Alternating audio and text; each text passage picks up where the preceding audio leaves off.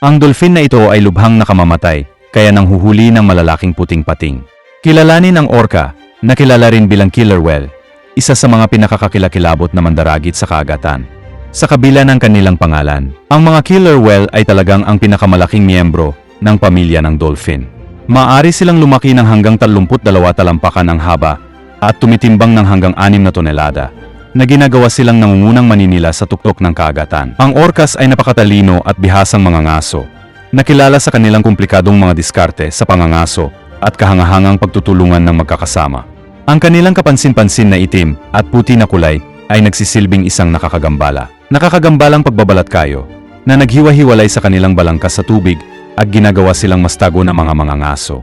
Kilala silang nagtatanggal ng malalaking biktima gaya ng mga seal, sea lion at maging mga balyena, na maraming beses sa kanilang laki. Ang talagang nakakatakot ay ang kanilang kakayahang manghuli ng malalaking puting pating. Ginagamit nila ang kanilang hindi kapanipaniwalang bilis at lakas upang talunin ang mga kinatatakutang pating. Binabaligtad ang mga ito upang mapukaw ang isang estado na tinatawag na tonic immobility, na ginagawang walang magawa ang pating.